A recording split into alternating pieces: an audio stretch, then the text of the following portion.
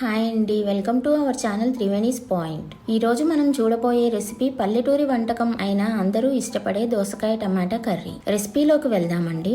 దీనికి ముందుగా ఒక ప్యాన్ని స్టవ్ మీద పెట్టుకొని 3 స్పూన్ల నూనె వేసుకోవాలి. దీనిలో 2 తుంపిన ఎండుమిరపకాయలు, 1 స్పూన్ ఆవాలు, 1 స్పూన్ జీలకర్ర వేసుకొని చిటపటలాడే వరకు వేయించుకోవాలి. ఇప్పుడు దీనిలో కట్ చేసి పెట్టుకున్న 1 ఉల్లిపాయ, 1 పచ్చిమిరపకాయ వేసుకొని ఉల్లిపాయ మెత్తబడే వరకు వేయించుకోవాలి. ఇప్పుడు దీనిలో ముందుగా కట్ చేసి పెట్టుకున్న దోసకాయ ముక్కలను వేసుకుందాము.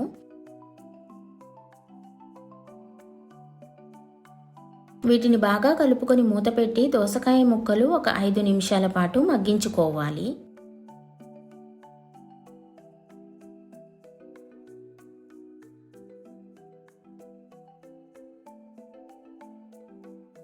ఈ విధంగా దోసకాయ ముక్కలు మెత్తబడిన తర్వాత దీనిలో 4 టమాటాలు మిక్సీ వేసి ఆ ప్యూరీ వేసుకోవాలి.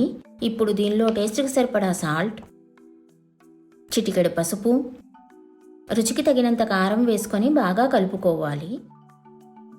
టమాటాలు కట్ చేసి కూడా వేసుకోవచ్చు, కానీ ప్యూరీ వేసుకోవటం వల్ల గ్రేవీ కన్సిస్టెన్సీ థిక్గా వస్తుంది. కూర చాలా రుచిగా ఉంటుందండి. ఇప్పుడు దీని మీద మూత పెట్టి కూరంతా ఒక 5 నిమిషాల పాటు బాగా మగ్గించుకోవాలి.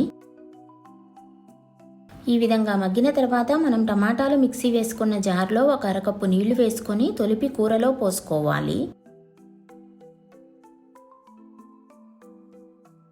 ఇప్పుడు మూత పెట్టి మంటని హై ఫ్లేమ్లో ఉంచి ఒక 5 నిమిషాలు ఉడికించుకోవాలి.